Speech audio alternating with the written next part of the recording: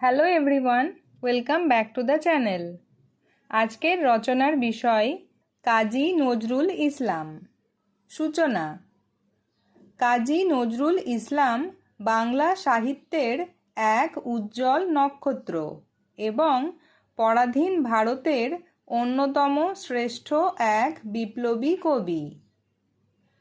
তার কবিতা ও গানে অন্যায়ের বিরুদ্ধে বিদ্রোহ এবং মানবতার জয়গান ধ্বনিত হয়েছে।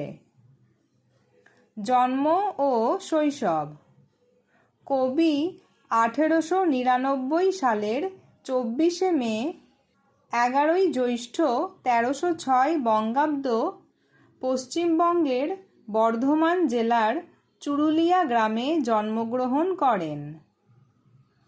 তার বাবার নাম কাজী ফকির আহমেদ এবং মায়ের নাম জাহেদা খাতুন। দুখু মিয়া। ছোটবেলায় কবিকে সবাই দুখু মিয়া বলে ডাকতেন। শৈশবেই পিতৃহারা হওয়ার কারণে অভাব অনটন ছিল তার নিত্য সঙ্গী। জীবন যুদ্ধে টিকে থাকতে তিনি রুটির দোকানেও কাজ করেছেন। সৈনিক জীবন। নজরুল ছিলেন একাধারে শিল্পী এবং সৈনিক। প্রথম বিশ্বযুদ্ধের সময় তিনি 49 নম্বর বাঙালি পল্টনে যোগ দিয়ে করাচি গিয়েছিলেন। সৈনিক জীবনেই তার সাহিত্যের হাতেখড়ি হয়। বিদ্রোহী কবি। পরাধীন ভারতের ওপর ব্রিটিশদের অত্যাচার নজরুলকে ব্যথিত করেছিল। তার কলম হয়ে উঠেছিল তলোয়ার। তার বিখ্যাত বিদ্রোহী কবিতা পড়ার পর সবাই তাকে বিদ্রোহী কবি হিসেবে চিনতে শুরু করে। সাহিত্য ও গান। তার উল্লেখযোগ্য কাব্যগ্রন্থ হল অগ্নিবীণা, বিষের বাঁশি ও সর্বহারা।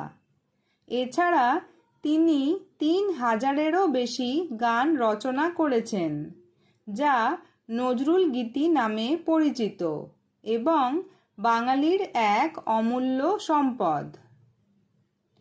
অসাম্প্রদায়িক চেতনা। নজরুল সবসময় মানুষের সাম্য ও অসাম্প্রদায়িকতার কথা বলতেন। তার লেখায় হিন্দু মুসলিম ঐক্য এবং মানুষের শ্রেষ্ঠত্ব সবসময় ফুটে উঠেছে। শিশু সাহিত্য। তিনি ছোটদের জন্য অনেক সুন্দর ছড়া ও কবিতা লিখেছেন। তার লিচু চোর, খুকি ও কাঠবিড়ালি বা সংকল্প কবিতাগুলি আজও শিশুদের মুখে মুখে ফেরে। শেষ জীবন। 1972 সালে স্বাধীন বাংলাদেশে তাকে ফিরিয়ে নেওয়া হয় এবং সেখানে তাকে জাতীয় কবির সম্মান দেওয়া হয়। 1976 সালে 29শে আগস্ট ঢাকায় এই মহান কবির মৃত্যু হয়। উপসংহার। কাজী নজরুল ইসলাম আজও আমাদের অনুপ্রেরণা। তার আদর্শ ও প্রতিবাদী চেতনা আমাদের যে কোনো অন্যায়ের বিরুদ্ধে রুখে দাঁড়াতে শক্তি যোগায়।